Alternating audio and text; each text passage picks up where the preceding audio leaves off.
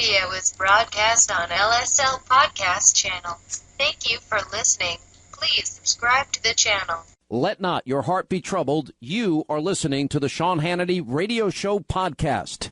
All right, so I have insomnia, but I've never slept better. And what's changed? Just a pillow. It's had such a positive impact on my life. And, of course, I'm talking about My Pillow. I fall asleep faster, I stay asleep longer, and now you can, too. Just go to MyPillow.com or call 800-919-6090. Use the promo code Hannity, and Mike Lindell, the inventor of My Pillow, has the special 4-pack. Now, you get 40% off 2 My Pillow premiums and 2 Go Anywhere pillows. Now, My Pillow is made here in the USA, has a 60-day unconditional money-back guarantee, and a 10-year warranty. Go to MyPillow.com right now or call 800-919-6090, promo code Hannity, to get Mike Lindell's special 4-pack offer. You get 2 My Pillow premium pillows and 2 Go Anywhere pillows for 40% off. And that means once those pillows arrive, you start getting the kind of peaceful and restful and comfortable and deep healing and recuperative sleep that you've been craving and you certainly deserve. MyPillow.com, promo code Hannity. You will love this pillow. The Russia story is a total fabrication. It's just an excuse for the greatest loss in the history of American politics. That's all it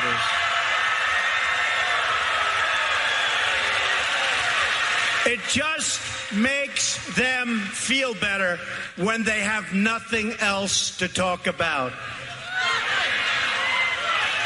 What the prosecutors should be looking at are Hillary Clinton's 33,000 deleted emails.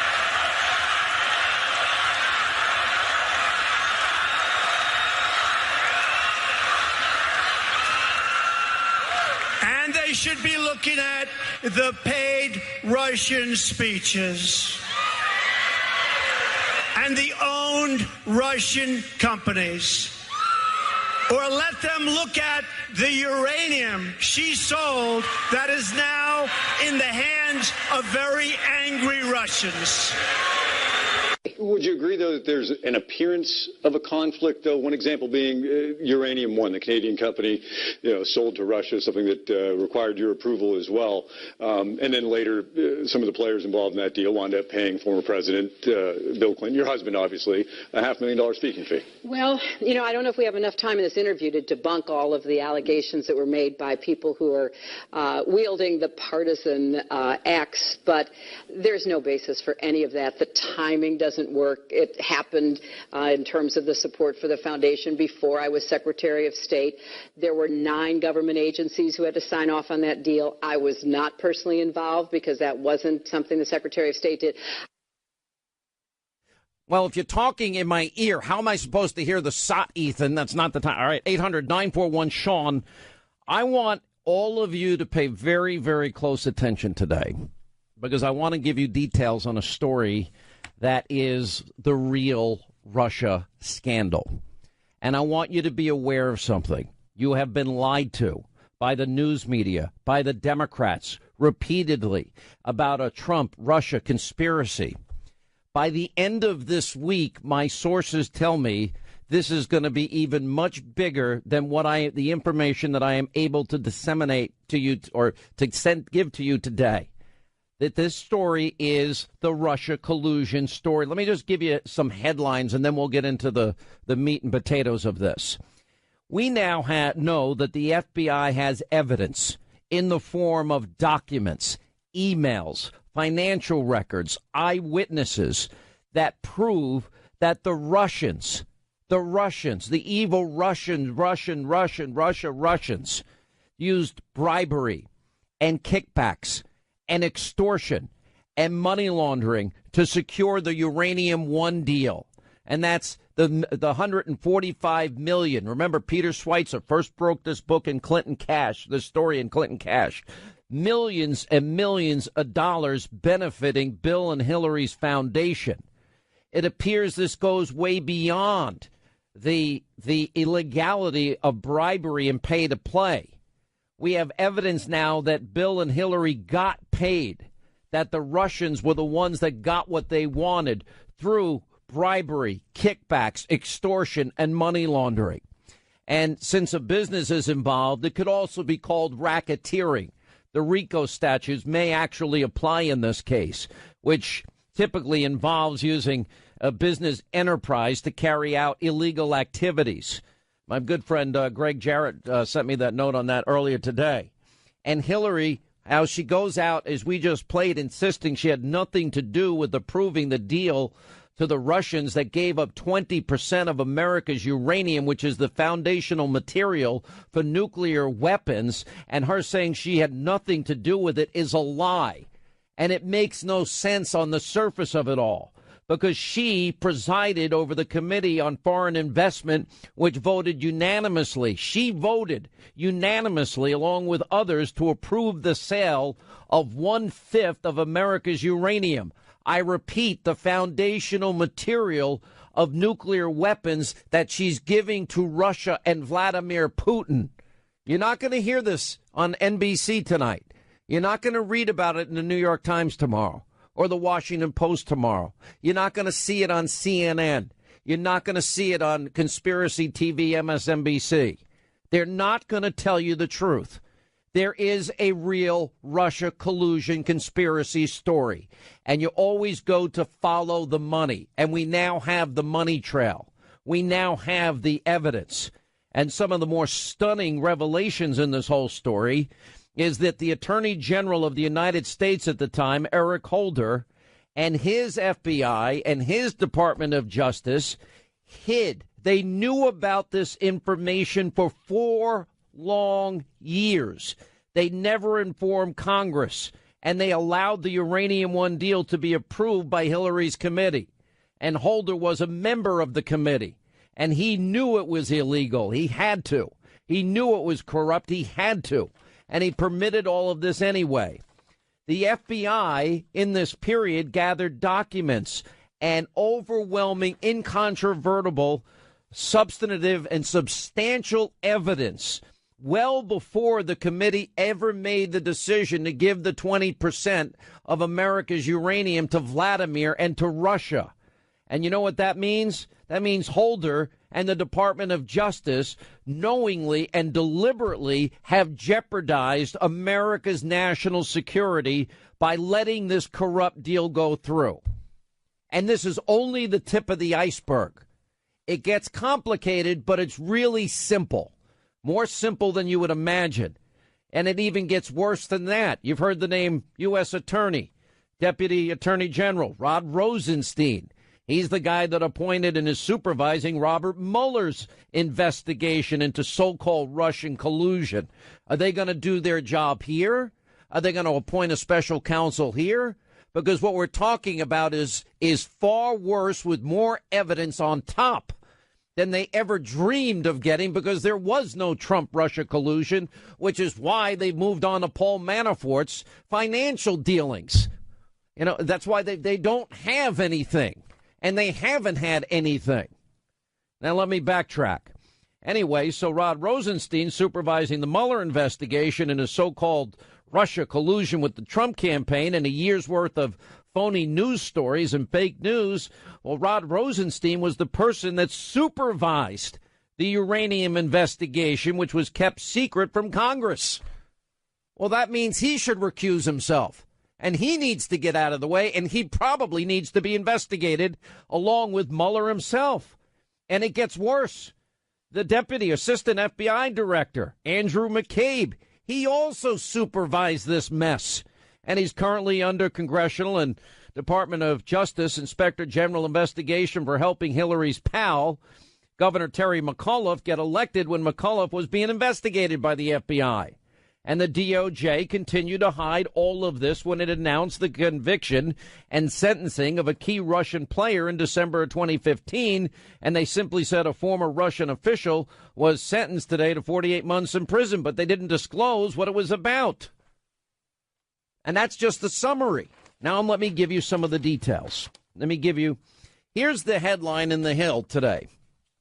Sarah Carter, John Solomon working in conjunction. Sarah Carter at Circa.com, John Solomon with The Hill. They'll both be joining us for an exclusive interview at the top of the next hour. Here's the headline. Pay close attention. I'm going to go through this slowly because it takes time to understand it. And I spent most of the day just going over this. And I've got a lot of other information we'll get to today, but I spent a lot of time on this. Here's the headline. FBI uncovered Russian bribery plot before Obama administration approved the controversial nuclear deal with Moscow. You understand what we're talking about here? The FBI knew about it. And what you're going to discover in a second is they knew about it for years. So before the Obama administration approved this controversial deal in 2010, giving Moscow, Putin, Russia, control of a large swath of American uranium, I'll fill in the blanks, foundational material for nuclear weapons.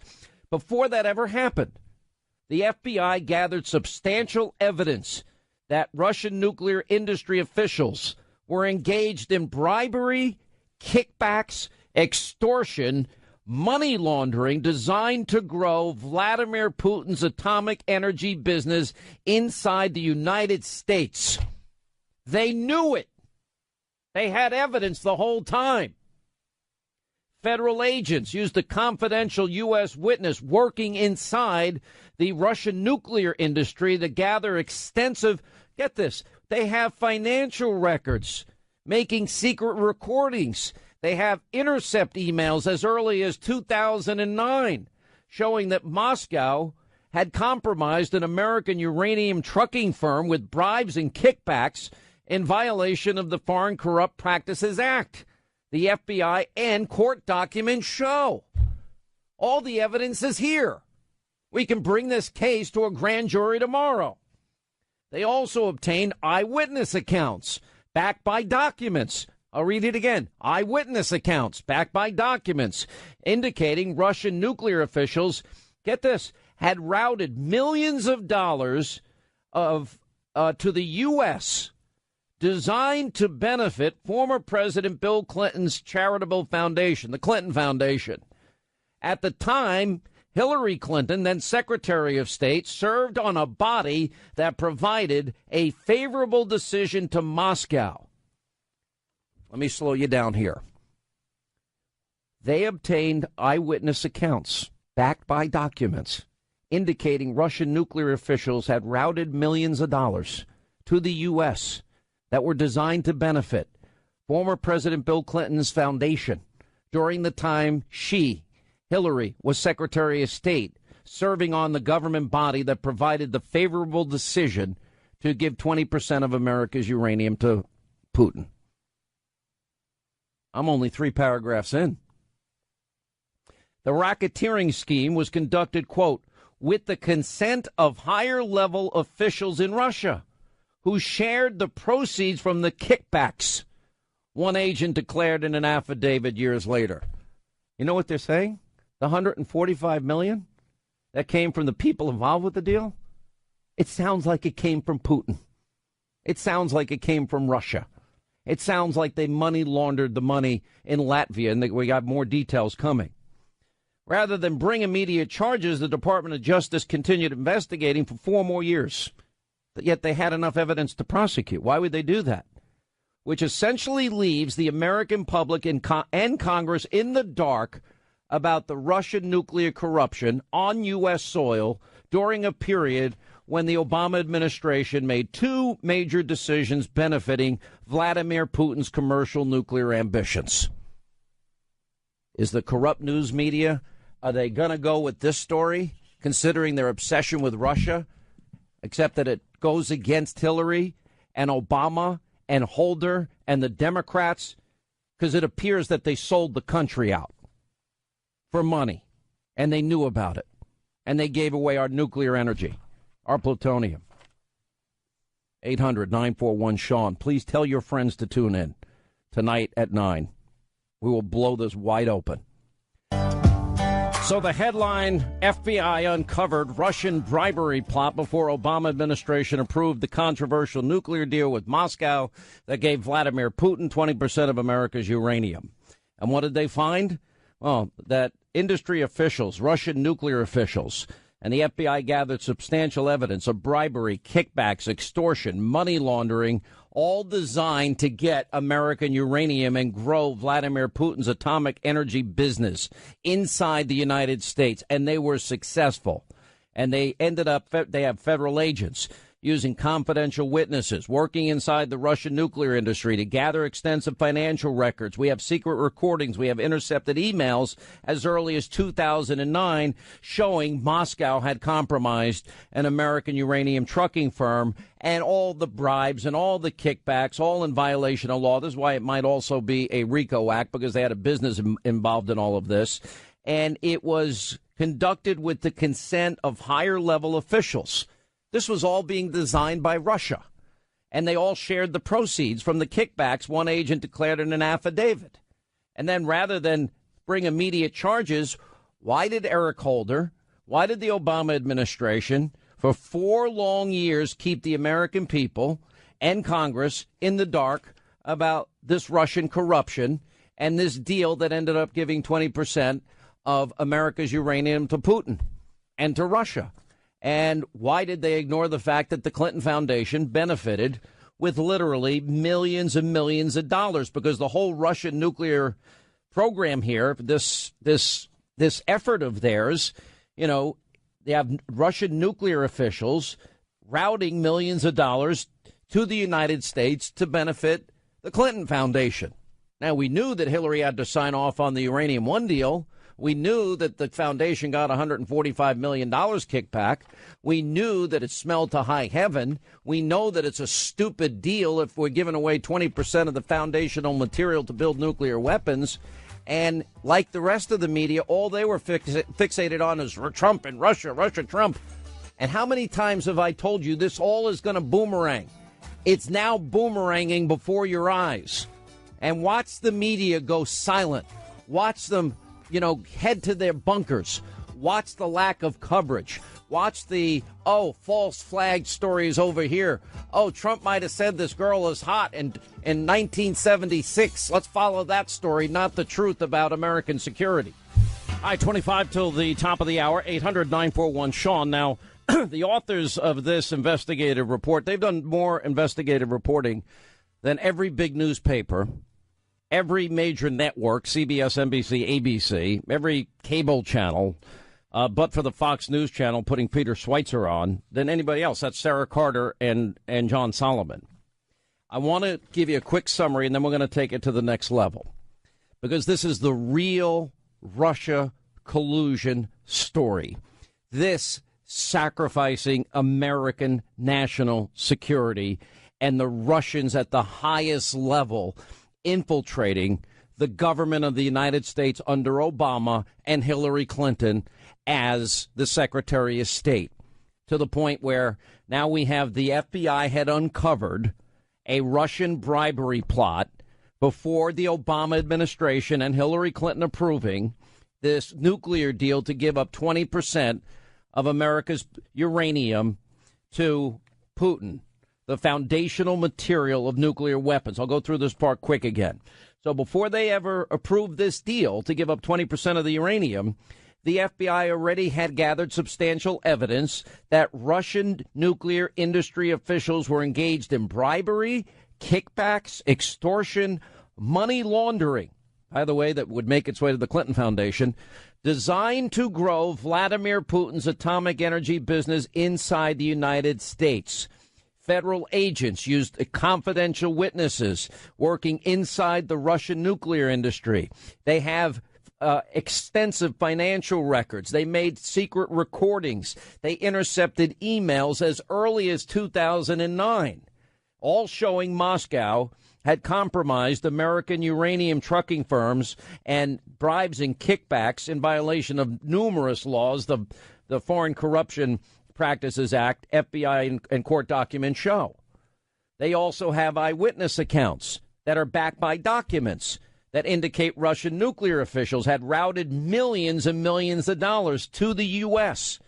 In other words, they laundered it, designed to benefit Bill Clinton and Hillary Clinton's foundation during the time she served as Secretary of State and was part of a government body that gave that favorable decision to turn over 20% of uranium to Vladimir Putin.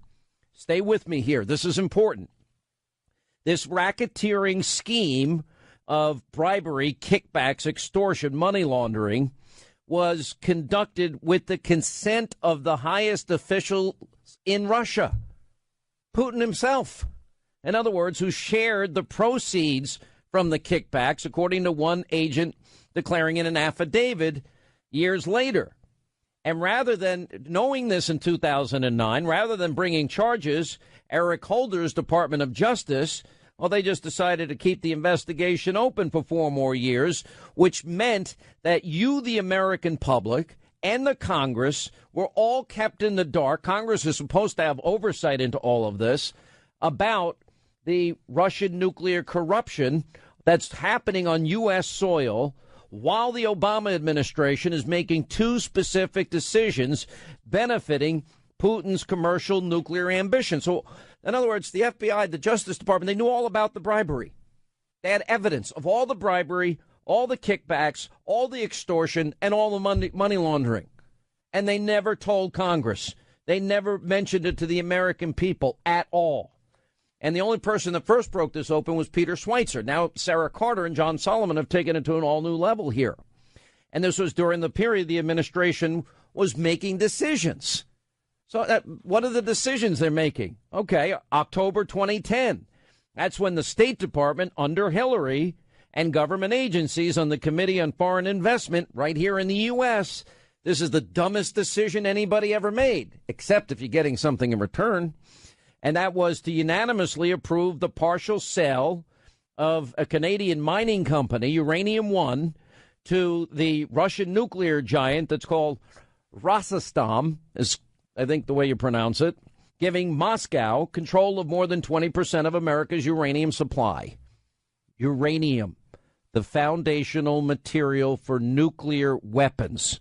Now, when the sale was brought up by the Trump campaign, Hillary's spokesman said, well, she's not involved in the committee review, and noted the State Department official who handled it never intervened on Committee of Foreign Investment in the United States. She never had any knowledge of it. It's a lie, and it's a provable lie.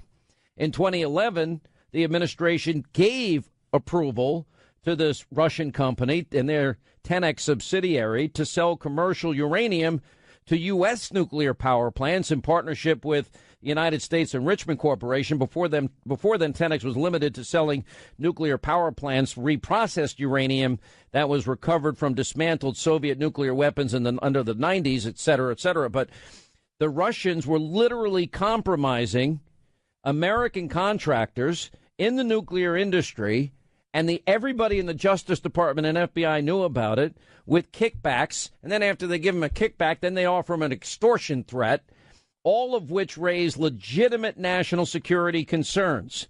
And none of that evidence, nothing was told to you, the American people. None of this evidence got aired before they made the decision to give 20% of America's uranium to Vladimir Putin and Russia, according to a person who worked on the case, speaking to John Solomon and Sarah Carter on the condition of anonymity for fear of retribution by U.S. or Russian officials. This is how high up it goes. And then the Obama administration's decision to approve this purchase of Uranium One. Okay, we've all heard about that part. That's Peter Schweitzer, wrote about it in Clinton Cash. And he talked about how the Russian speaking fees of course, Bill Clinton doubled. He's got $500,000 an hour. His usual fee is $250,000. And they collected $145+ million in donations to the Clinton Foundation. Now, here's where it gets more interesting. The Obama administration and the Clintons defended their actions, insisting, there's no evidence that any Russians or donors engaged in wrongdoing, that there's no national security reason for any member of the committee to oppose the Uranium One deal. You've got to be kidding me. There's no national security interest in giving 20% of America's uranium to one of America's biggest enemies that we're told is Russia and Vladimir Putin. And Hillary's campaigning on it years later about what an enemy they are. So it gets even more interesting.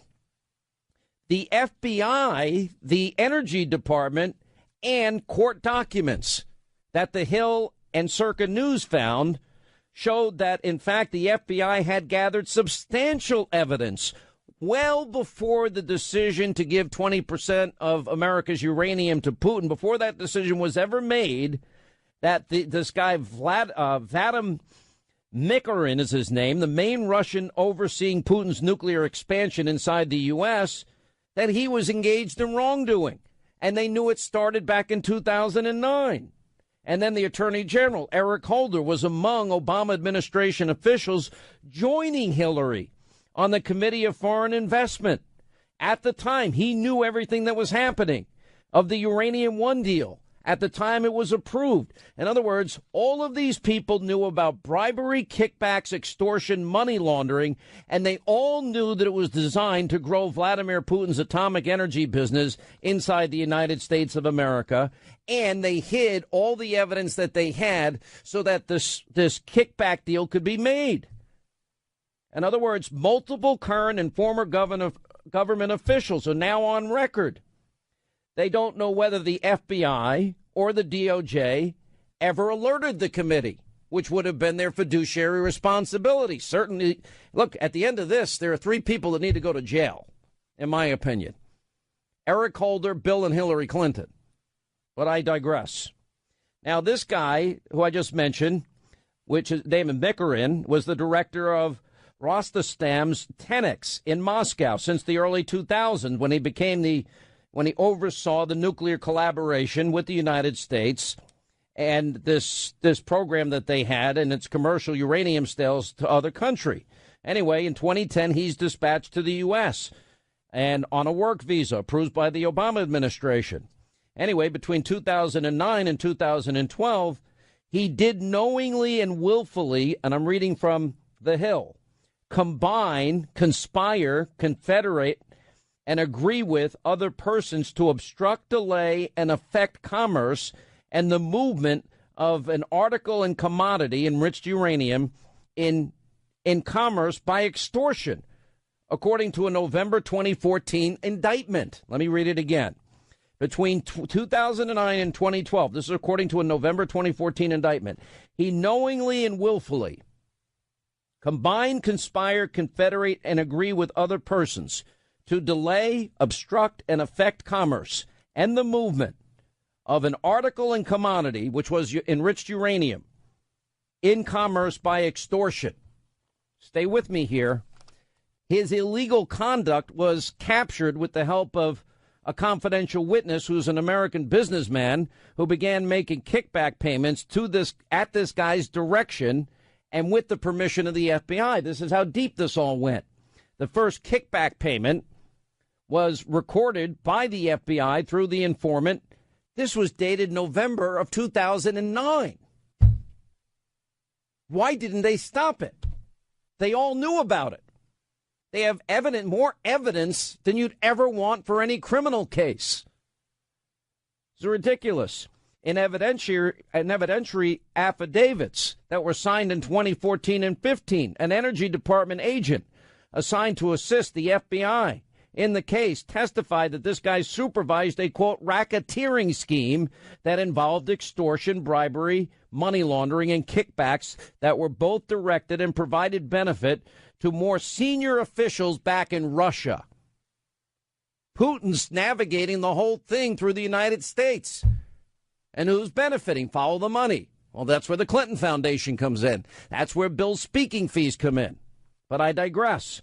As part of the scheme, this guy was, with the consent of higher-level officials at Tenex and Rosatom, both Russian state-owned entities, would offer no-bid contracts to U.S. businesses in exchange for kickbacks in the form of money payments made to some offshore bank accounts, according to Agent David Garden and what he testified in the case. Now, this guy apparently then started to share the proceeds with other co-conspirators associated with these Russian state-owned entities, these nuclear entities, and elsewhere. The investigation was then supervised by then U.S. Attorney Rod Rosenstein. Remember him? He's the Obama appointee who now serves as President Trump's Deputy Attorney General. He's the guy, along with the Assistant FBI Director Andrew McCabe, now the Deputy FBI Director under Trump, according to the Justice Department. Both men played a key role in the current investigation into possible collusion between Russia and Donald Trump's campaign. McCabe is under Congressional and Justice Department Inspector General investigation. My question, why didn't they do this if we care so much about Russia? And then, of course, it dealt with Terry McAuliffe. I don't want to get too lost here in the woods. The connections to the current Russia case are many. And that is that this guy began the probe in 2009. Guess who was in charge? Robert Mueller, who's now the special counsel. So you got Mueller, you got Rosenstein, and you got McNabe. They all know about this deal and the evidence in this case, and they knew what was happening. And anyway, putting all the twists and turns aside, the FBI nuclear industry case proved a gold mine, in part because it uncovered Russian money laundering apparatuses that routed bribes and kickbacks through a financial system, instruments in Cyprus, Latvia, and other countries, and a Russian financier in New Jersey who was arrested for money laundering. The case also exposed serious national security breaches. This guy was given a contract to an American trucking firm and held the sensitive job of transporting Russia's uranium around the United States in return for more than $2 million in kickbacks to some of its executives, or from some of its executives. And one of his employees told the FBI that Russia specifically directed the scheme to allow for padding pricing to include kickbacks, and bringing down a major Russian corruption scheme had both compromised the sensitive uranium transportation asset inside the U.S. In other words, the Russians have access to uranium inside our own country. Justice Department, FBI took little credit when this financier was arrested and charged, and they basically hid the indictment, the case, and the charging of this because they didn't want the whole thing to blow up. So at the end of the day here, we've got more questions than we have answered. But I'm going to tell you where this is. Follow the money. And my guess is this is going to lead that it was Putin who put the money in the bank account of Bill and Hillary Clinton for their foundation. And it was all money laundered, and they all knew about it, and they still signed off on the worst deal possible for the United States that compromised our national security. This is what you call a Russian collusion scandal. Now, we have Sarah Carter, John Solomon coming up in the next hour. We'll have more details tonight. We're going to really break it down so that you understand it. And then we're going to challenge the media in this country, Robert Mueller, Rosenstein, Congress, the Attorney General, and others to do their job. All right, when we come back, you're going to hear directly from those that broke this story, Sarah Carter and our good friend John Solomon. Also, Newt Gingrich will weigh in on it. Senator Rand Paul on the health care provisions. Ainsley Earhart stops by from Fox and Friends, and much more straight ahead. The Russia story is a total fabrication. It's just an excuse for the greatest loss in the history of American politics. That's all it is.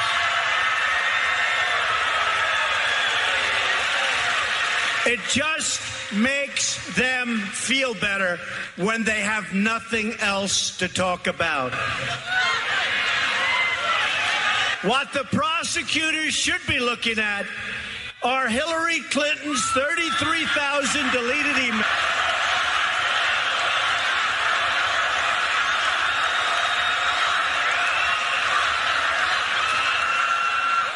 And they should be looking at the paid Russian speeches and the owned Russian companies. Or let them look at the uranium she sold that is now in the hands of very angry Russians. Would you agree, though, that there's an appearance of a conflict, though? One example being Uranium One, the Canadian company, sold to Russia, something that required your approval as well. And then later, some of the players involved in that deal wound up paying former President Bill Clinton, your husband, obviously, a $500,000 speaking fee. Well, I don't know if we have enough time in this interview to debunk all of the allegations that were made by people who are wielding the partisan axe, but there's no basis for any of that. The timing doesn't work. It happened in terms of the support for the foundation before I was Secretary of State. There were 9 government agencies who had to sign off on that deal. I was not personally involved because that wasn't something the Secretary of State did.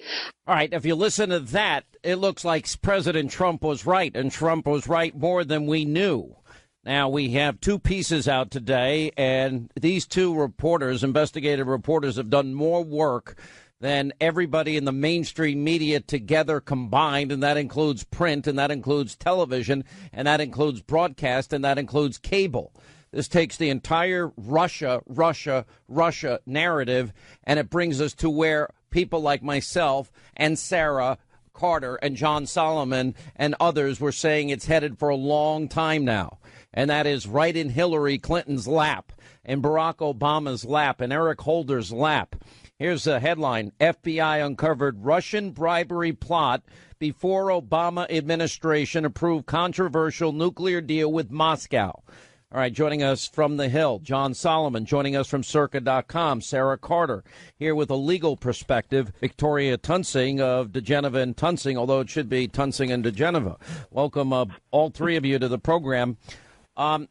Sarah, why don't I start with you? This has been a story that has been in the works for a long time. We've all heard about the Uranium One deal. This is much bigger than we ever thought. This is now a bribery scandal that is only getting bigger. In your own words, explain what you guys have found here. Well, what we were able to do was discover the dots, connect the dots that had been missing. Even when the Uranium One story broke, and I remember, Peter Schweitzer writing his book about Clinton Cash and the New York Times looking at the Uranium One story, there always seemed to be a kind of a missing element as to what was going on and why did the Uranium One deal go through. And what we discovered here in our story was that, 15 months before the 13 members of the Committee on the Foreign Investment, that's a CFIUS committee, approved the sale of Uranium One, that the FBI was already investigating the Russian nuclear industry, Sean. They were investigating bribes and kickbacks. They had an informant within the system that was actually reporting to them what was going on. And these bribes and kickbacks from the Russian industry were going through the whole world. I mean, they were wiring money through Latvia, through the Seychelles, paying off people. There was huge payola. And remember, even at this same time, as CFIUS was being approved, and you played the clip of President Trump speaking, and you played the clip of Hillary Clinton calling it a conspiracy theory.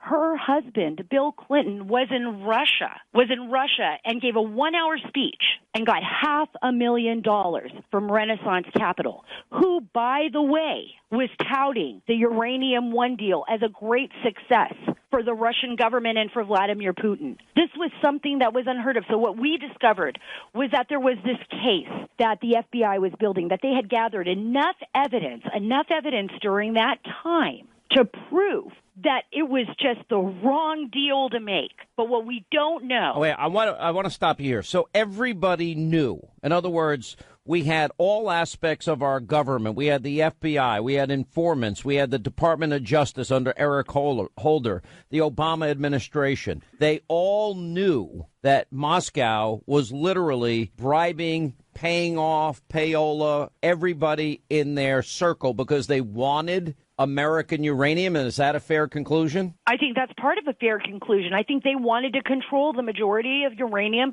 globally. I mean, they were bribing everybody they could. And with this case in particular, we saw tons of bribes. I mean, this is based on actual factual court documents that were practically buried. I mean, they didn't even announce it as a big thing. They didn't even charge the people that they were investigating, and they only ended up charging 4 of them, including Russian nationals, until 2014. So they basically buried it all away from the public eye, away from, what Congress, who probably would have scrutinized this from the beginning, and apparently, we don't know for sure yet, away from the members of the CFIUS board. We don't know what they knew. And they didn't even bring charges until 2014 against Vadim Mikurin, who was this big Russian nuclear industry guy who was connected to these big companies, and others, 3 others, and it was basically a slap on the wrist, and it kind of got buried and hidden away.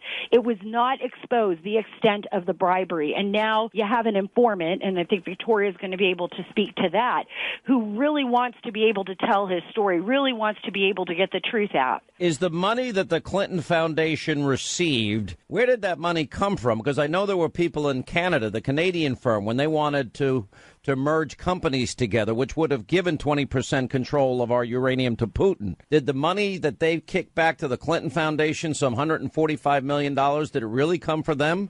Is there a chance it came from Russia? John Solomon. Well, those are questions that our story raised anew today. So we know that Bill Clinton, in June of 2010, just 6 months before the decision was made to approve Uranium One, got a $500,000 speaking fee directly from a Russian source, from a banker in Russia while he was in Moscow. That is not in dispute, and that timing predates the decision to award the approval. And his wife is the Secretary of State and one of the people that would approve that deal. That's right. She sits as one of the 9 members of the CFIUS. Now, as you played in your in the clip, she denies that she had anything to do with it and says she wasn't, quote, personally involved. I don't know what that means. But anyways, it got approved, right? But we are told that the FBI, in the midst of this investigation, received eyewitness testimony that there was another stash of money going through an intermediary to benefit the Clintons in connection to the Russian effort to get this thing approved. We're still reporting that out. I think we're going to learn a lot more over that. But I think there are more threads and more money trails to follow than we previously knew. I think Sarah said something very important a little bit ago, and I think it's really the reason why this story is so important today. For 2 years,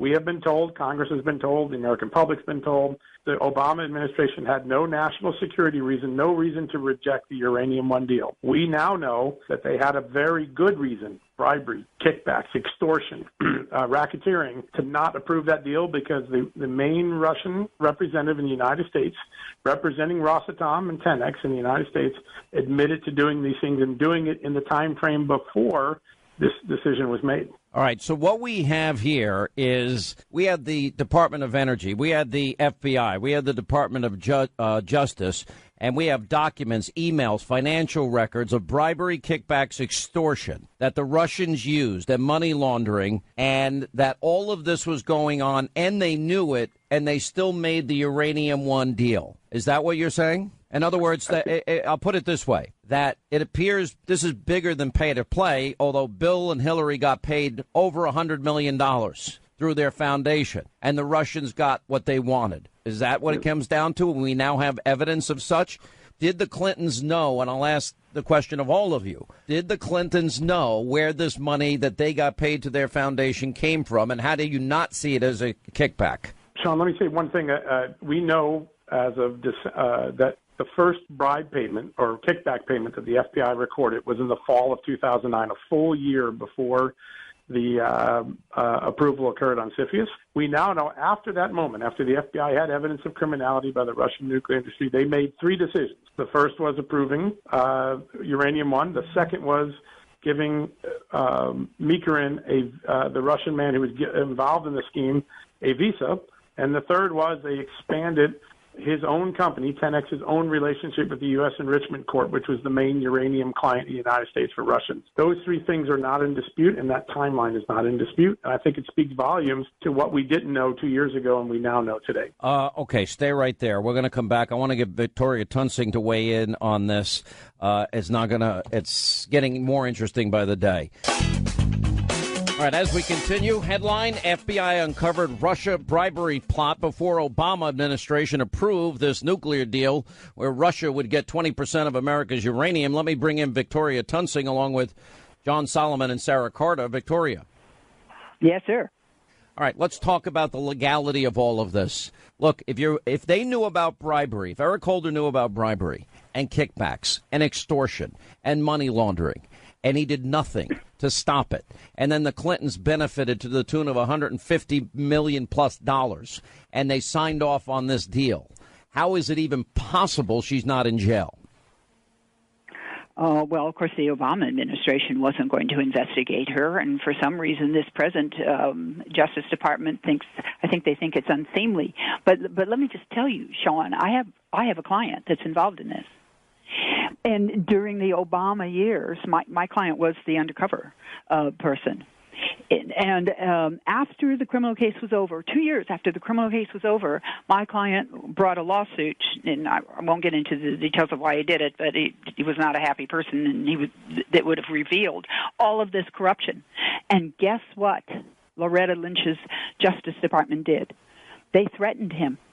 And I have a memo, emails from his lawyer at the time that said the government was taking a very harsh position against you that threatened both your reputation and liberty. And the government threatened him unless he withdrew that civil complaint. They made serious threats to him. Wow. According to his lawyer. So he signed a non-disclosure agreement, which we call an NDA, and the government threatened that they would put him in jail if he disclosed under the NDA. And I've done a lot of NDAs in my life. I've never seen one that's a criminal penalty. It's always a fine or going to a court and stopping you from talking.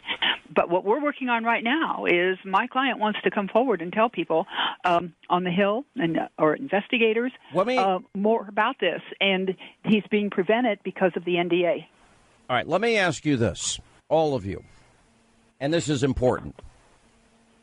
Where does this end by, say, the end of this week when everything is revealed? Sarah. Well, I hope it ends with Congress demanding some answers.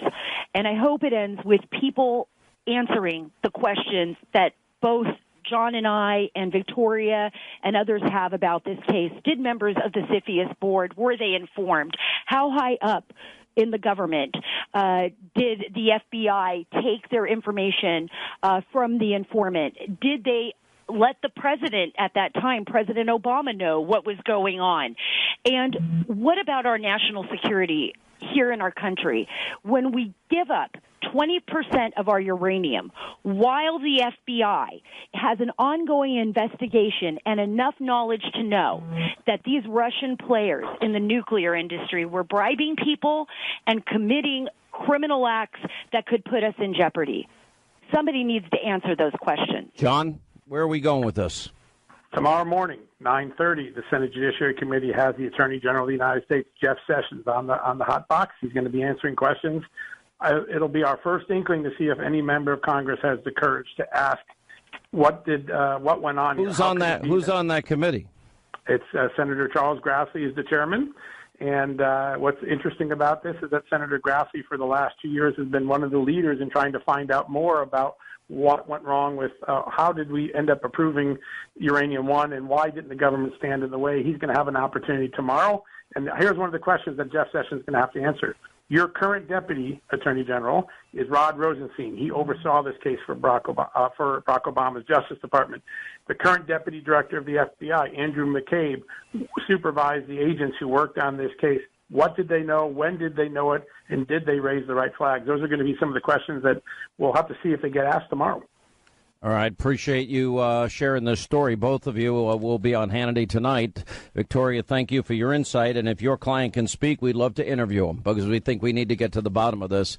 This is the real Russia collusion story, and it involves bribery, kickbacks, extortion, payouts, and a transfer of 20% of America's uranium to Vladimir Putin. Who knew what, when, and where? And when are we going to get to the bottom of this? 800-941-SEAN, toll-free telephone number. Newt Gingrich when we come back, and much more as we continue the Sean Hannity Show. All right, 25 now till the top of the hour. 800-941-SEAN if you want to be a part of the program. Let's play Mitch McConnell, the president, and the talking yesterday about how great they're all getting along and on the same page, and they'll get tax reform done this year, if not maybe year two. All right, this is from yesterday. I want to underscore what the president said. We have the same agenda. We've been friends and acquaintances for a long time. We talk frequently. We don't give you a readout every time we have a conversation, but frequently we talk on the weekends about the issues that are before us. Obviously, passing the budget, which enables tax reform and tax reduction, comes next. Then the supplemental to take adequate care of those who've been harmed by the natural disasters we've been afflicted with lately. And, of course, the Senate's unique role that seems to me a lot of people forget. We're in the personnel business. There are 1,200 of the president's nominations subject to confirmation in the Senate. The House is not in the personnel business. We are. Legislatively, obviously, the top priority is tax reduction, and I think what the president and I would both like to say to you today, contrary to what some of you may have reported, we're together totally on this agenda to move America forward. Would you be okay if tax reform were not passed until next year as opposed to this year? Well, I would like to see it be done this year, John. I would like very much to see it be done this year. So we won't go a step further. If we get it done, that's a great achievement. But don't forget, it took years for the Reagan administration to get taxes done. I've been here for 9 months, a little more than 9 months. I can say the same thing for health care. If you look at Obama, first of all, you look at Clinton, they weren't able to get it done. You look at other administrations, they weren't able to get it done. President Obama, after a long period of time, was able to finally push it through, but push through something that's now failed. We're really failing badly. But again, we're meeting, Democrat, Republican are meeting right now, and right now they're working on something very special. But I have to tell you, I really believe that we have a very good chance, and I think Mitch feels the same way, of getting the taxes done, hopefully fairly long before the end of the year, what we'd like to see. Well, I hope to have a relationship. If we don't, we don't. I mean, we have races coming up, and as you know, in a year from now, I think we're going to probably do very well. I can say this, if we get taxes approved, we're going to do unbelievably well. Many of the senators are running in states that I won by massive amounts, over 20%, sometimes 30%, I guess in one or two cases by over 40% over the Democrat. Do you think you can work with them? Well, we're going to let you know that. I would like to give you that answer in about 7 years from now. Is that okay? Mr. President, sir? Meaning 1 + 7. I hope to be, John, I hope to be able to, because I like the concept of bipartisan. But right now, they are doing nothing but obstructing. And really, you know, if you think about it, they're against major tax cuts that's going to make our country stronger and more competitive. That's a hard thing to win an election on. And I believe that some Democrats will be voting for us when it comes to the tax cuts. My relationship with this gentleman is outstanding. Has been outstanding. We are working very hard to get the tax cuts. We will continue to work hard to get the health care completed. I'm going to be surprising some people with an economic development bill later on, but I haven't even told Mitch because I want to focus on tax cuts and some other things right now. Okay, I don't think everything is actually fine. Joining us, former Speaker of the House, Newt Gingrich, author of the new bestseller, the novel Vengeance. He stops by, and Mr. Speaker, glad you're with us. I'm glad to be with you. I don't believe for 1 second that Mitch McConnell and President Trump are really getting along. I think it's what you have asked for, and that is they've at least got to try to get along and at least try and get this tax plan through. Sure. Look, I think you have two really big things where the president's leaning on McConnell. One is all of the appointments, including the judgeships, where, by the way, Trump and McConnell have gotten twice as many judges approved so far as Obama did at the same point in his first year. So they really want to put big push on appointments and judges. And then second, they have to get the tax bill through. And that means they've got to get the budget through, I think, this week. And that's a huge assignment. And, of course, it's compounded because if you have, for any reason, for example, there are at least 2 or 3 Republican senators who may be in bad health. And if you only got a 52-48 margin, that gets to be very, very exciting, frankly. Well, it gets interesting. But, you know, I was told by Paul Ryan that October's the month for the House to get their job done. He's confident he's going to get it done. I'm pretty confident he can get it done. I'm not confident. Well, I'm a little worried. I think it's sliding to the first week of November, and that worries me. Because now the calendar is bad. That's right, and because you got to get the House done in order to get the Senate done, and then you got to go to conference, and they start sliding this thing. I didn't like the tone yesterday when they said, well, maybe it'll take till next year. Taking until next year is going to weaken economic growth in the first quarter, and that is not good for the Republicans running in the fall. So I'm going to continue to beat the drum. They need to get this done by Thanksgiving. At worst, they need to slop it over to the first week of December. But if they let it slide towards Christmas, it's going to be February or March before they get a bill.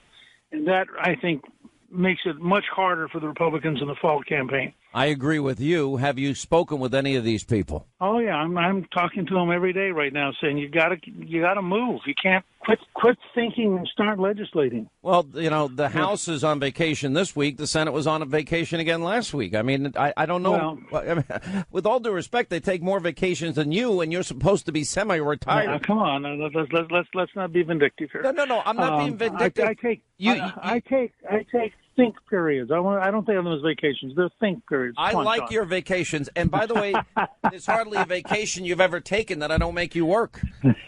Well, by the way, as you know, Calista was confirmed by the Senate last night, and so it looks like we're going to have a long stretch in Rome here.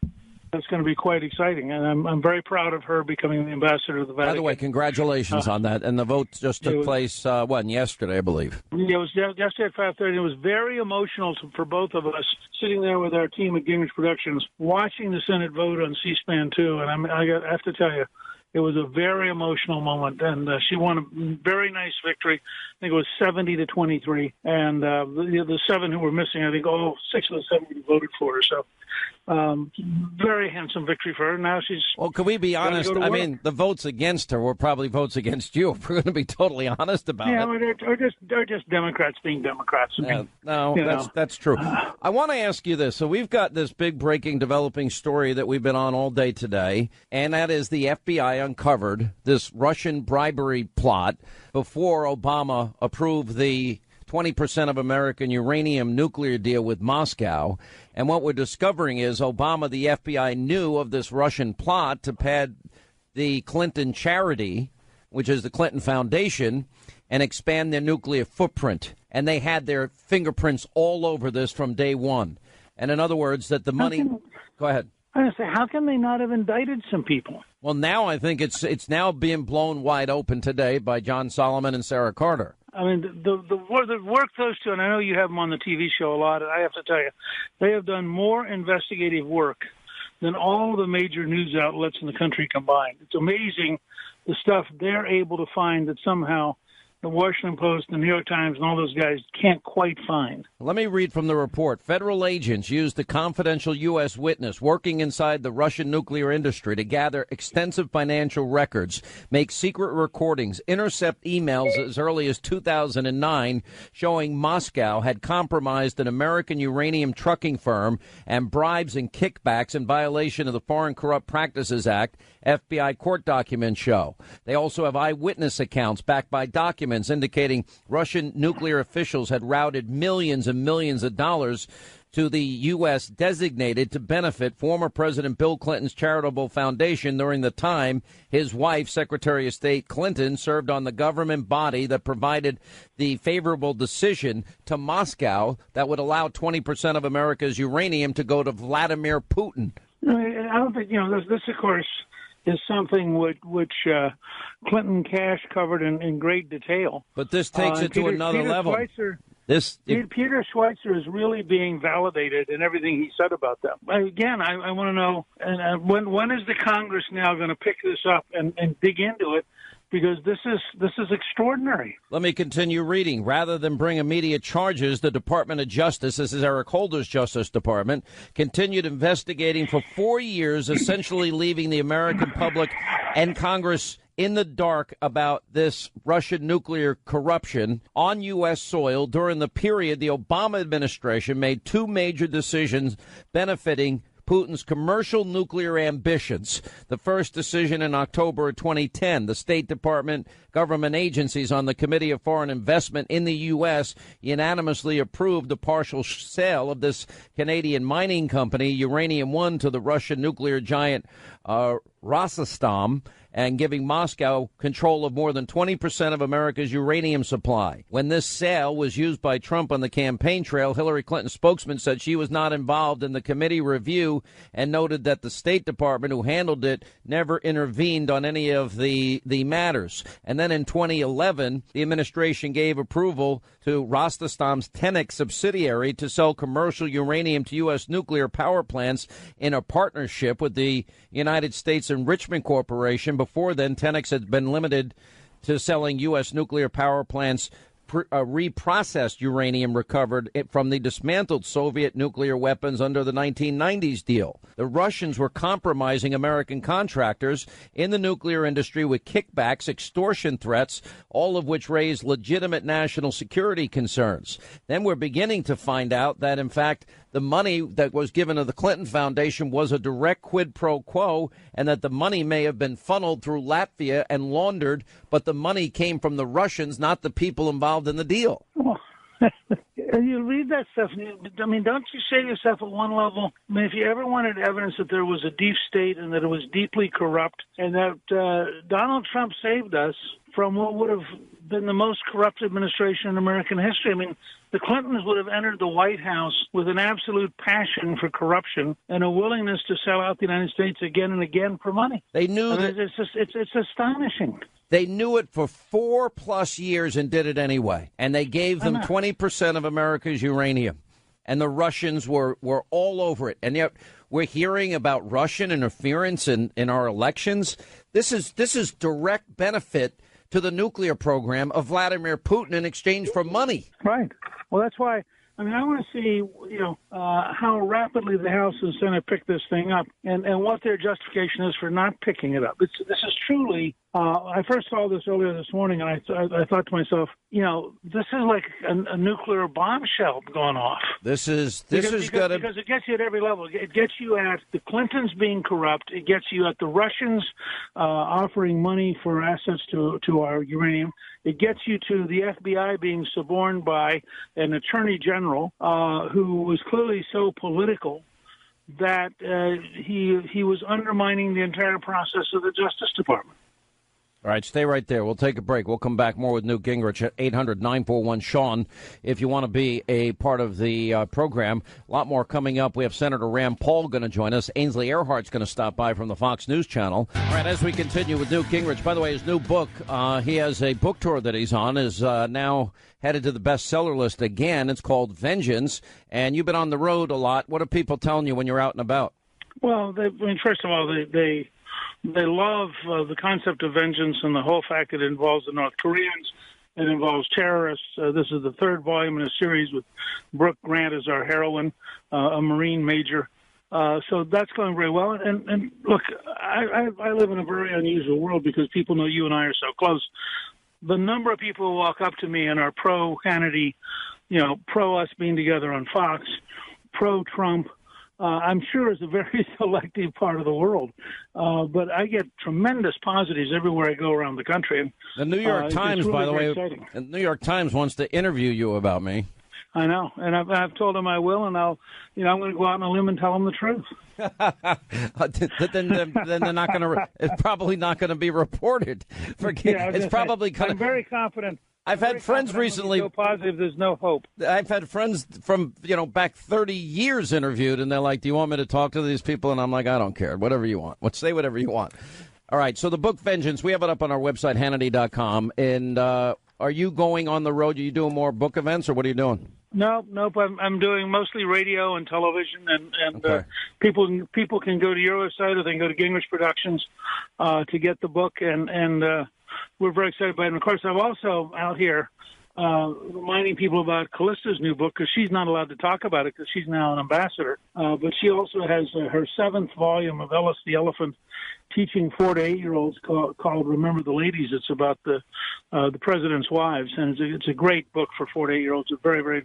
I tell people, if you want to be happy, you get Ellis the Elephant. If you want to be scared, then you get Vengeance. All right. Thanks, Mr. Speaker. We'll see you tonight on Hannity as we are going to blow wide open this entire corrupt bribery scheme that gave away American uranium to Vladimir Putin, and we knew it was happening. This is the real Russia story. Tonight at 9, Hannity on Fox. We have Rand Paul, Ainsley Earhart coming up next. Here the world we have organized and led to 3/4 of a century to abandon the ideals we have advanced around the globe, to refuse the obligations of international leadership and our duty to remain the last best hope of Earth for the sake of some half-baked, spurious nationalism cooked up by people who would rather find scapegoats than solve problems is as unpatriotic as an attachment to any other tired dogma of the past that Americans consigned to the ash heap of history. No idea what has happened to Senator John McCain. News Roundup Information Overload Hour, 800-941-SEAN if you want to be a part of the program. We've been talking at length on how Donald Trump is totally, almost single-handedly now dismantling Obama's imperial presidency, and the latest on the Iranian deal and the latest on the health care deal last week are just the two biggest examples. Donald Trump and then, of course, we got Steve Bannon saying that what's happening with what happened in Alabama is just the beginning, declaring war on the establishment Rhino Republican Party that has yet to get anything done. Mitch McConnell is literally ground zero in this battle and this fight. Joining us now is Senator Rand Paul, who was very instrumental in getting the president to pay attention to this 1974 law that exempted corporations that had businesses in different states. It allowed these businesses to buy their health care across state lines, and basically it was a cooperative, and they weren't subject to the burden of state law, nor the subject to the burdens of the ACA Obamacare rules and regulations. And now people can form their own cooperations, associations, and they have the ability to have the same benefits that the corporations do. That means the buying power that, let's say, restaurant workers would have, or radio workers would have, or any industry workers would have. They can now buy across state lines. Once this is implemented, they can have the buying power, purchasing power of big groups. They can buy across state lines, and they could even get plans like, for example, a catastrophic plan, which is illegal under Obama. The single best thing that could have happened for Obamacare, considering the colossal failure of Republicans to keep their promise to repeal it and replace it. Rand Paul was instrumental in all of this. How are you, Senator? Quite good. Yeah, what the president did last week to legalize individuals to join associations and buy across state lines, it may be one of the biggest free market reforms ever in the past generation. It also may be the biggest thing that will allow people to escape Obamacare, because people are going to be able to get out of those individual marketplaces, out of these Obamacare plans, and they're going to be able to get the kind of insurance, you're right, that big corporations have. This is what Pepsi has. It's what Coca-Cola has. It's what Amgen, Amazon, Microsoft, these big corporations offer ERISA plans. So what we're doing is saying, hey, the individual is going to be able to get ERISA plans now, and through their size, they should be able to negotiate lower rates, but also through their size, they should be able to negotiate good terms, meaning good insurance. Well, I would think that this would allow a lot of the things that you and I have talked about, real solutions for years. And I think you're one of like two senators and then the Freedom Caucus members that actually discuss things that would work, like healthcare savings accounts, like cooperatives. I mean, I think you and I have been the biggest supporters of healthcare cooperatives because they actually work, and you can couple those cooperatives with some type of catastrophic insurance if you have an accident, a bad accident, or get a heart attack or get cancer. And what bothers the great thing about this, the great thing about this is it doesn't cost any federal money. The president mentioned this also. This isn't a big federal program like Lindsey Graham's, block grant thing that costs $1 trillion in grants. This costs zero. This just lets you have the freedom to form associations and buy insurance, and it costs zero taxpayer money. Well, I like the idea for all of those reasons, but we still really are just threading a needle here because Obamacare is still in place. And if Donald Trump is president even 8 years, that means the next person in is going to undo what the president did here, and then we would be back with Obamacare, no? Yeah, but the problem is we had 6 senators who voted to repeal it in 2015. I brought up the exact vote this time. I made them vote on the exact same vote again. The same bill. And exact same bill. And it would have repealed the employer mandate, the individual mandate, would have repealed all of the taxes, would have been $1 trillion tax cut as well. We could have done it with just Republicans, but we lost Republicans who were for it and then got weak-kneed and voted against it. So this is a real problem, and we're struggling as a Republican Party trying to determine who we are anymore. We've got a budget battle going on, and I told the president that I want to help the president on the budget, and I said I will vote for the budget as long as the spending doesn't exceed the caps. But guess who's asking to exceed the caps? John McCain. John McCain and Lindsey Graham. Both of them are insisting that we exceed the caps and that we spend money that is above the caps that we put in place. And so we have conservative Republicans saying, no, the budget should stay within the spending caps. But then you have John McCain and Lindsey Graham saying, no, we want to spend above the caps, and we won't vote for any budget unless it spends above the caps. Well, I've got to understand. You said something that I've been saying now for a while, and that is the Republican Party does not have an identity any longer. They really don't have an identity. Well, there's a fake identity. There's the identity that every congressman, every senator goes home on the Republican side and they say, we absolutely need entitlement reform. And it's going to be in the budget, entitlement reform. But mark my words, they will not do it. They will not introduce any bills that will reform entitlements because they're afraid of their own shadow. The actual budget has like $6 trillion worth of savings on entitlements, but it's a fiction. They will not do it. There's savings for next year. And so this week when we get to the budget, I will introduce an amendment that says the instructions for the budget should allow us to do entitlement reform. And you watch this vote. It's going to be interesting to watch the Republicans squirm because they'll all say they're for it, but I promise you they'll vote against the amendment. They will not vote to allow budget reconciliation to be used for entitlement reform. So then you sound like me. I mean, because I agree with you about Lindsey Graham. I agree with you about John McCain. I actually retweeted you last night. I bet you're not even aware of it, are you? Well, I am, but you caught me today. I'm upset today. I'm mad. I'm mad at Republicans who really don't believe in anything they say they believe in. Join the club, because I've been saying this, shouting this on TV and radio for months and months. They suck, and they have no identity, and they don't work, and they have no vision for the future of this country. I mean, it's pathetic, the Republican Party. But it's worse than no identity. It's a false identity. They project that they are for spending cuts. Why don't you say it a different way? They project that they are for entitlement reform. They're lying. They're lying. They lied. When they said repeal and replace, there were 100 Republicans in the House that never had any intention. Those 7 senators that voted to repeal in 2015, and all you needed them to do was vote for the same bill in 2016 when it would have happened, and they didn't do it. So they were lying to the American people. Isn't that true? It's nonstop. This goes on. It just every day. It's one more thing. But I promise you, they are going to vote for a budget that says they'll do entitlement reform. But I'm going to force an amendment vote, and on the amendment, I will say, okay, let's have instructions in the bill as to how we could do entitlement reform with a simple majority through budget reconciliation. And I guarantee they'll all vote no.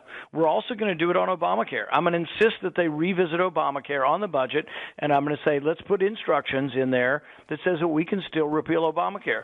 I'm guessing that most of the Republican leadership will vote against me on both of those amendments.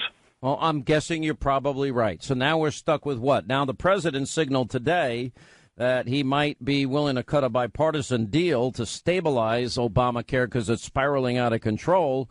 He called it a, quote, short-term solution, so we don't have to worry about this transition into what you encouraged him to do. And he spoke for minutes after he met with Lamar Alexander and Patty Murray. And those are not two people I have any confidence in. And I'm going to tell you who the worst of them all is your fellow Kentucky Senator, Mitch McConnell, who can't get a darn thing done. We shouldn't bail out Obamacare. I won't vote to bail out Obamacare. We shouldn't give the insurance companies any more money. What should happen is the people who are trapped in the individual market should be allowed to leave, should be allowed to get group insurance through these health associations. We should do everything possible to speed it up. And I can tell you, I was with the president for a good while the other day, and the president said he's going to try to speed this up. He wants people to, as soon as possible, be allowed to leave these individual markets, these Obamacare markets. He wants them to get group insurance across state lines, and he's telling his people to expedite this and do it as fast as they possibly can. Let me play your fellow Kentucky Senator, Mitch McConnell, talking about excessive expectations, because I don't think they were excessive expecting repealing and replacing Obamacare, and I don't think it's excessive to get tax reform that we need in this country to jumpstart the economy and incentivize businesses to invest in factories and manufacturing centers and energy so that we can get the forgotten men and women in poverty on food stamps and out of the labor force, back climbing the trajectory to success. Here's what he said. I'm going to ask for a show of hands, but I know everybody's saying we've been there and haven't done anything, which I find extremely irritating. And I'm going to tell you why. Congress goes on for 2 years.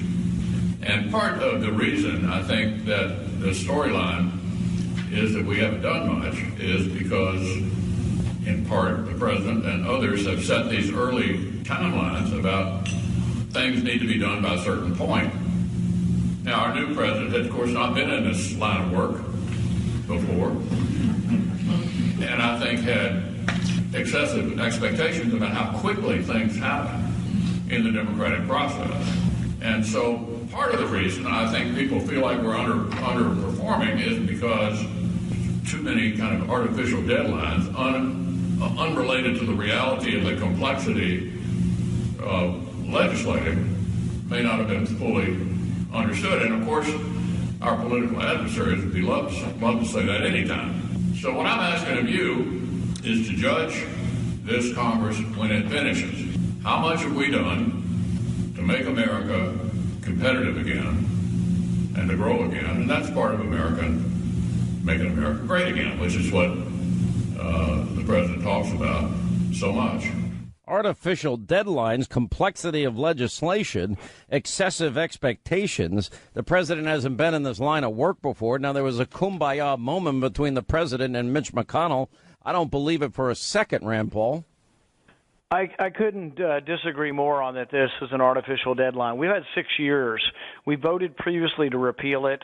What has to happen is voters in the states of the 6 or 7 senators who changed their vote need to let their people know loud and clear, go back and do what you promised. You promised to repeal it. We promised to repeal it. We didn't ever promise that we were going to replace it with Obamacare Light. We promised to repeal the damn thing, and we ought to vote, and I'm going to continue to force them to vote as many times as I possibly can on repealing the thing. Well, I mean, they won't, but they're not going to do it. But they're not going to do it. I mean, that's perhaps it sends a message back to their voters that their voters need to reassess their choices. I want to go back to this issue with John McCain, who took a jab at the president when he criticized half-baked, nationalism of the president. And, you went after John McCain, I thought rightly so, on this. After what happened in Vietnam, we lost 58,000 Americans. Then through the prism of politics, we stopped fighting and we basically pull out after so many people died. We did the same thing in Iraq. 5,000 people dead, we pull out. If we don't have any intention to fight and win wars, why are we fighting them anymore? And I think this is really the problem. This is where John McCain's had it completely wrong. He's wanted to be involved. If he had his way, we'd be in 12 different wars right now in 12 different countries, but we wouldn't declare any of them. One of the ways that our founding fathers said that we would unify and that we would rally around the flag is that we would vote as a body in Congress, and we just wouldn't go to war unless we voted in Congress. George Bush actually, even though I disagreed with the Iraq War, he did come and he voted. We voted on the Iraq War. I would have voted with him on the Afghanistan war because those people harbored those who attacked us. But both times he came to Congress and voted. Since then, we don't vote. We're just going on decade after decade, and McCain and Lindsey Graham are the chief architects of these wars. They have never met a war they don't like. They were everywhere all the time agitating for war. They're bankrupting the country, and yet we fight in a half-ass way, and we are policing, and we become policemen. Look, I've talked to our Navy SEALs. These are some great guys, and when you talk to them, they say, we'll do anything that you need us to do, anywhere around the world, anytime. But the mistake comes when you ask us to go plant the flag and create countries for you, because we're not policemen.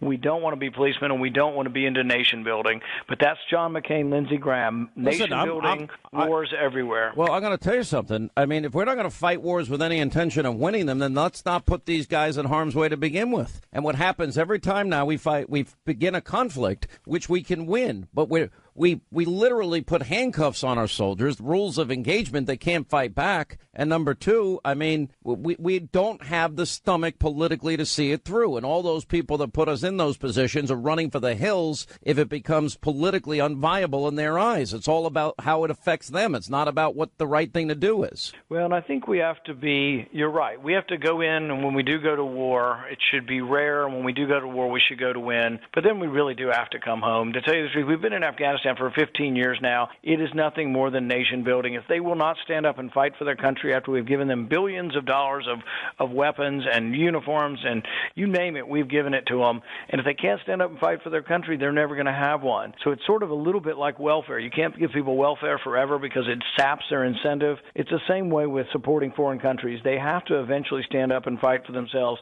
And in Afghanistan, it is time. Obama put 100,000 troops in there, and, the Taliban Taliban slink away, but they go and they wait and they wait. They will always wait. They will wait for 1,000 years. The people who live there need to stand up and fight the Taliban if they're going to fight them.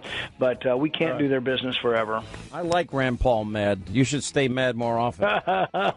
You're definitely more effective when you're pissed off. But, by the way, my staff says I do a better show when I'm pissed off. All right, thank you for being with us. We appreciate it. When we come back, Ainsley Earhardt of the Fox News Channel is going to stop by in studio, and much more as we continue. I always struggled with, like, okay, so what's my story? And it suddenly dawned on me that I was the beneficiary of these radical changes in, women's rights and opportunities that began in the 60s and continue, and that I could have and maybe should have tried harder to tell that story. But I quickly add, as you point out, I never thought there would be that receptive an audience. And I think that what's happened since this election may have cracked that open. I hope it has. I hope, I'm seeing tens of thousands of people on my book tour, and I've now shaken, about 8,000 hands in book signings and spoken to, 10,000 more, and I've got much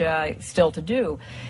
There seems now to be a willingness by more and more women and girls to claim their rights in a very explicit way, not an apologetic way, not like, excuse me, let me express my opinion. But no, I have an opinion. I want to tell you what that opinion is. I can tell you that the number one problem in Hollywood was and is and always will be pedophilia. I was 12 years old, and my publicist, he basically talked me into doing things that I didn't really want to do.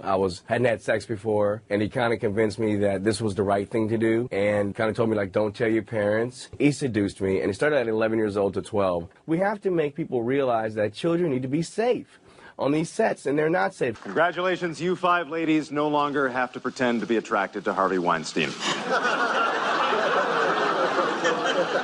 you have any advice for a young girl moving to Hollywood?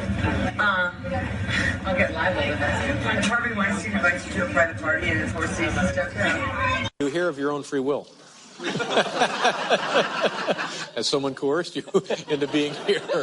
Do you count Harvey Weinstein as a coercer? I'm not afraid of anyone in show business. I turned down intercourse with Harvey Weinstein on no less than 3 occasions out of 5. So the Harvey Weinstein scandal continues here, and it's getting worse by the day. Now, here's the most fascinating aspect of all of this is how come you never hear all of these people in Hollywood that supported the Clintons over the years? Well, I interviewed Juanita Broderick, and she accused Bill Clinton of rape. I interviewed Kathleen Willey, who said she was groped and grabbed and fondled and touched and kissed against her will. I interviewed Paula Jones, who says that then Governor Clinton dropped his pants and said, kiss it. How come the media never plays this, and why were they so supportive of Bill Clinton? Let's hit it. You described a scene where he was biting on your lip, and then when it was all over, he was leaving. Said, you better put some ice on that. Yeah, and casually put on his sunglasses and walked out the door. It was a terrible ordeal for me, and no woman should be subjected to it. It was an assault. He assaulted you? Yes. He touched, grabbed, fondled, and kissed you against your will? Yes. And it's an allegation that is not made by one woman, it's made by multiple Many women. of us. I said, well, I may need to be going or something. And next thing you know, he pulled down he sat down, pulled down his pants, his whole everything, and he was exposed. And I said, I'm not that kind of girl, and I need to be getting back to my desk. So beyond despicable, beyond hypocritical, Ainsley Earhardt, the co-host of Fox and Friends on the Fox News Channel, each weekday morning, 6 to 9, is with us. She's got a brand new book out. This is number 2 in a series. It's called Through Your Eyes, My Child's Gift to Me.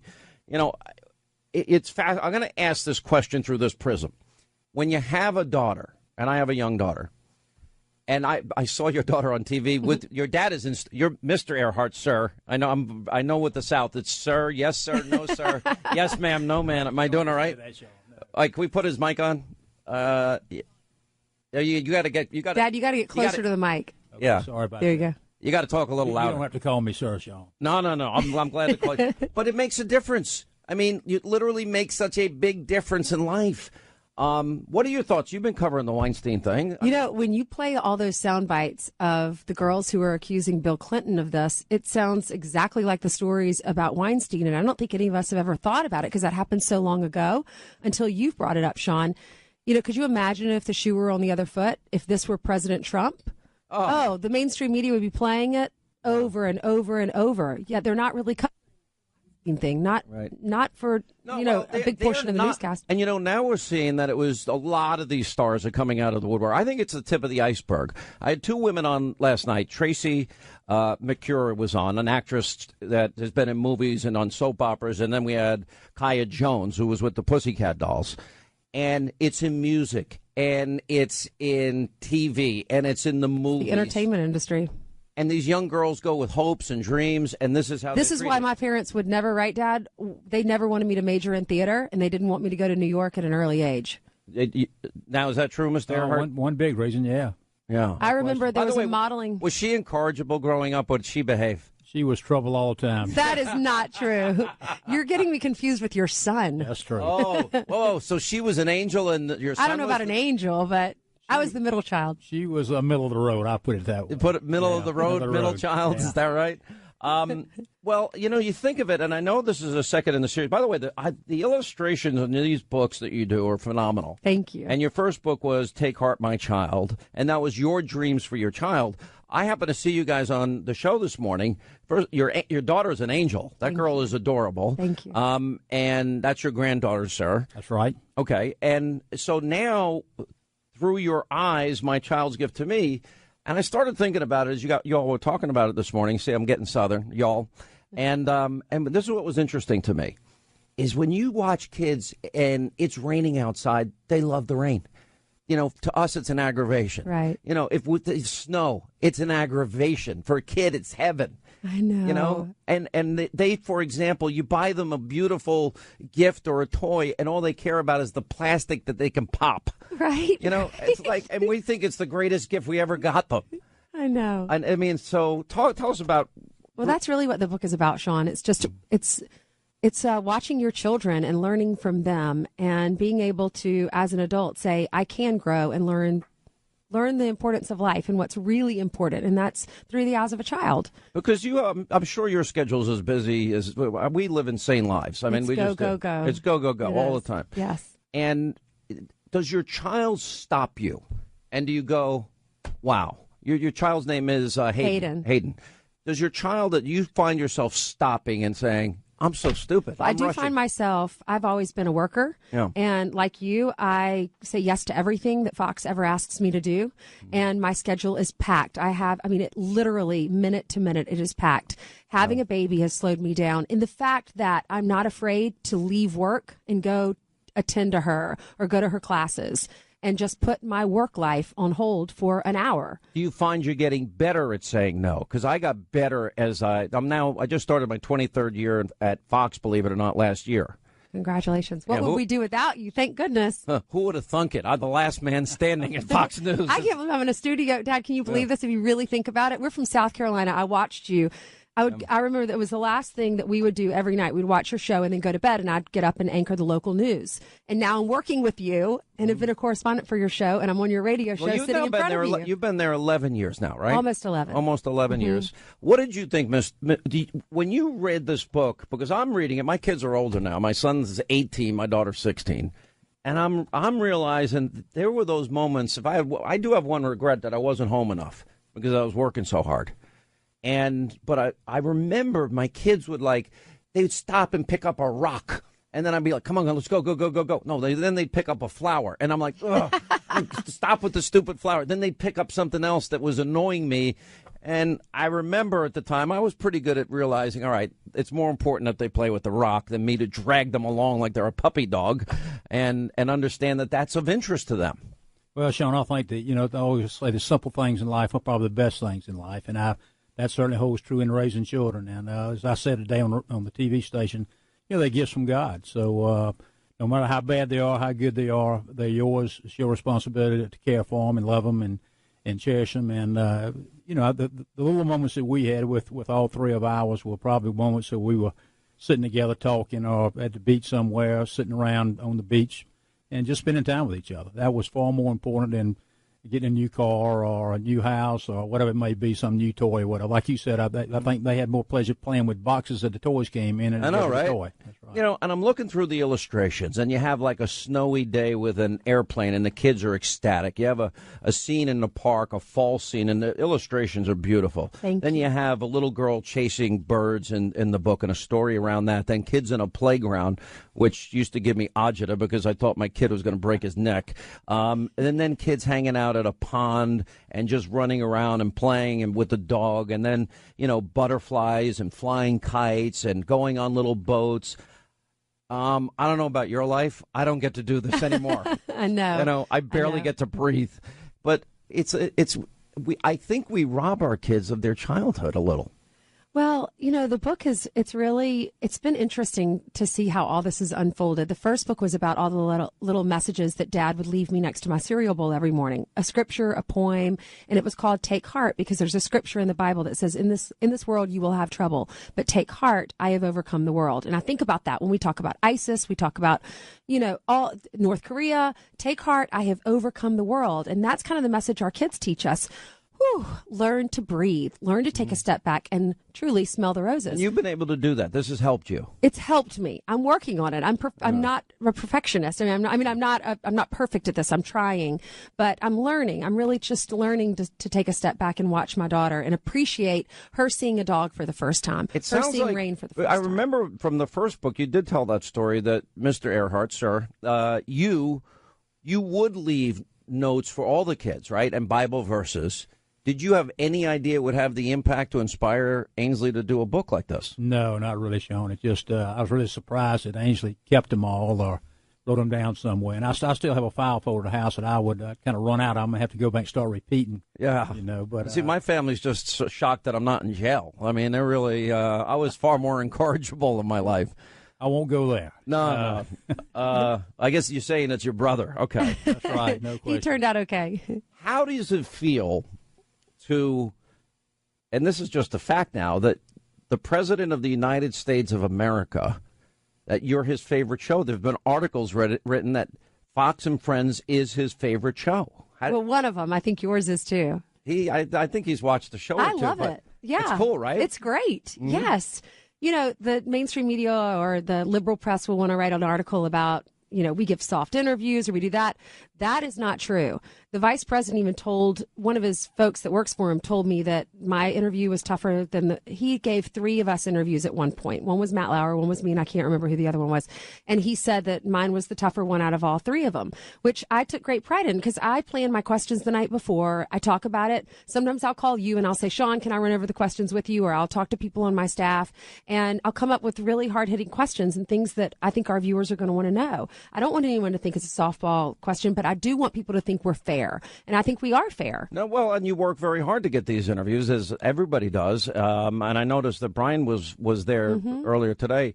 One of the things you should be proud of is by far you double your competition. You beat them combined. And that's an amazing accomplishment, especially considering how tough morning TV is. We have great listen, viewers. I will tell you, this is the best illustrated book with an incredible message. I think it reminds even those of us that are adults that we need to slow down a little bit and we can learn from our children that they're gifts from God and they have wonderful things to teach us and remind us about. You're going to be out in Huntington tonight at Book Review, signing books, in about an hour and 15 minutes from right now. I'll be at Huntington, 7 o'clock Book Review. Brooklyn tomorrow night at Brookmark Shop, which is on 3rd Avenue, and that's at 7 p.m. And then I'll be at R.J. Julia Booksellers at 6 p.m. on Thursday in Connecticut. Then I go home to South Carolina to sign books in Myrtle Beach on Friday night, Saturday during the day in my hometown in Columbia, and then on Sunday I'm in Greenville, my mom's hometown. So you can go on AinsleyEarhartBooks.com to see the schedule or any of my social media. And if you want to buy a signed book, it's on my website too, Hannity.com, okay? And then I also have the signed books. So tonight at Book Review in Huntington, if you want to go to any of these other ones, it's on AinsleyBooks.com or Hannity.com. AinsleyEarhartBooks.com. That's for I gotta the get it schedule. Right. All right. But if you want to buy a signed copy of the book, you can go on AinsleyBook.com. Well, congratulations. It's a great reminder for all of us. And some of the money goes to Folds of Honor. which is the military charity. That's right. All right, Mr. Earhart, sir, God bless you. Good to see you. Thank you you, Sean. got to be proud of this little girl. Very much so. Proud of all three of them. Not good. just her, but all three. I'm Which one blessed to do you have like the amazing best? parents. I can't go there.